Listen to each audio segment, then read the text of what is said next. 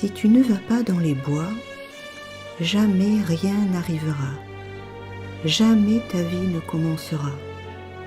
Ne va pas dans les bois, disait-il, n'y va pas. Et pourquoi donc?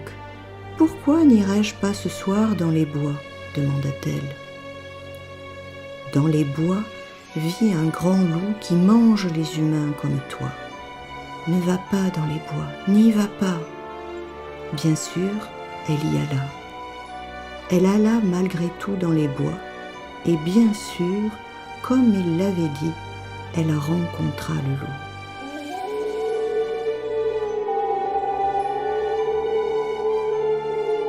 On t'avait prévenu, fit le cœur. C'est ma vie, pauvre noix, rétorqua-t-elle. On n'est pas dans un conte des fées. Il faut que j'aille dans les bois. Il faut que je rencontre le loup, sinon ma vie ne commencera jamais.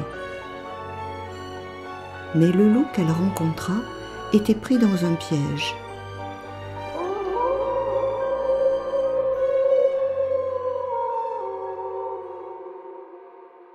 Dans ce piège était prise sa patte.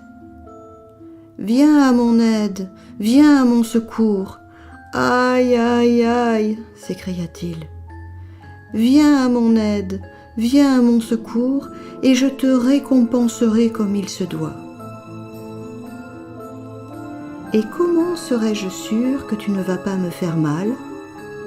Comment serais-je sûre que tu ne vas pas me tuer et me réduire à un tas d'os? Interrogea-t-elle. La question n'est pas la bonne, dit le loup. Tu dois me croire sur parole. Et il se remit à gémir et à crier. Oh là là, aïe aïe aïe, belle dame, il n'y a qu'une question qui vaille.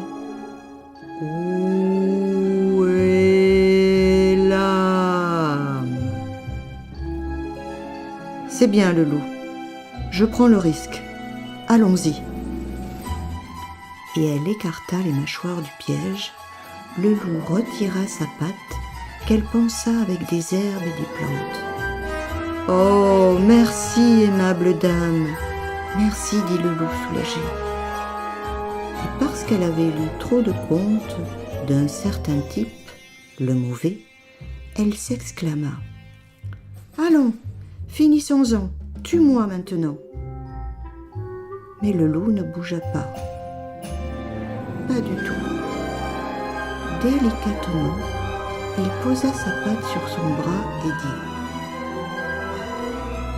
« Je suis un loup qui vient d'ailleurs, un loup d'un autre temps. » Et il s'arracha un cil, puis le lui offrit en disant « Serre-t'en avec discernement.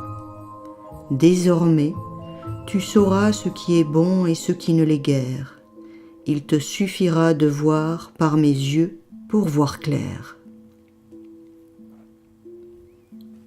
Tu m'as permis de vivre, et pour cela, je t'offre de vivre ta vie comme jamais tu ne le fis. Souviens-toi, belle dame, il n'y a qu'une question qui vaille. Où est l'âme?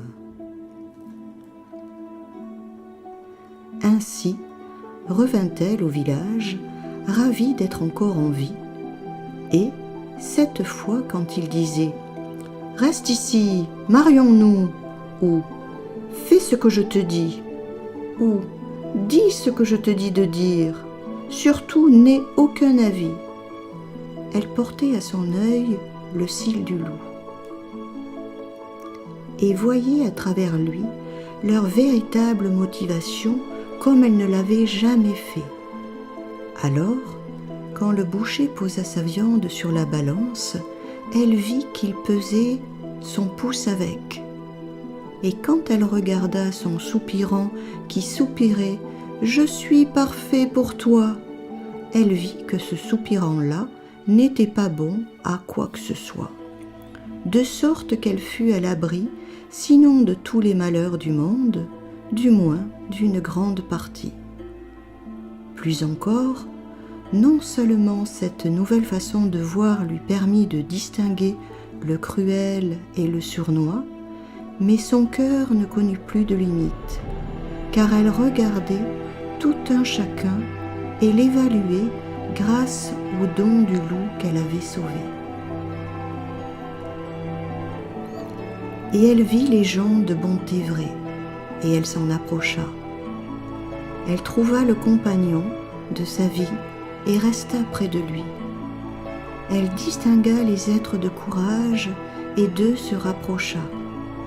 Elle connut les cœurs fidèles et se joignit à eux. Elle vit la confusion sous la colère et se hâta de l'apaiser. Elle vit l'amour briller dans les yeux des timides et tendit la main vers eux. Elle vit la souffrance des collémentés et courtisa leur sourire. Elle vit le besoin chez l'homme sans parole et parla en son nom. Elle vit la foi luire au plus profond de la femme qui la niait et la raviva à la flamme de la sienne. Elle vit tout avec le cil du loup, tout ce qui est vrai, tout ce qui est faux, tout ce qui se retournait contre la vie et tout ce qui se tournait vers la vie, tout ce qui ne peut se voir qu'à travers le regard qui évalue le cœur avec le cœur, et non à la seule aune de l'esprit. C'est ainsi qu'elle apprit que tout ce que l'on dit est vrai. Le loup est le plus avisé de tous, et si vous prêtez l'oreille, vous entendrez que le loup, lorsqu'il hurle, est toujours en train de poser la question la plus importante. Non pas « où est le prochain repas ?» ni « où est le prochain combat ?» ni « où est la prochaine danse ?» mais la question la plus importante, pour voir à l'intérieur, pour voir derrière, pour estimer la valeur de tout ce qui vit.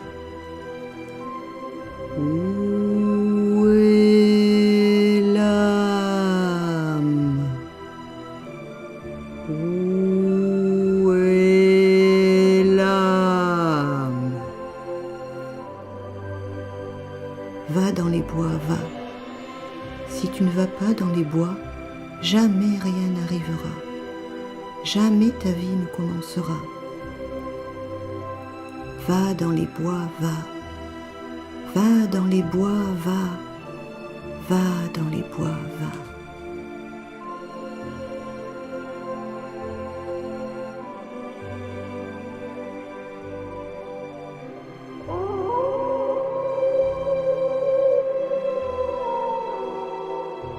Mon histoire se termine ainsi.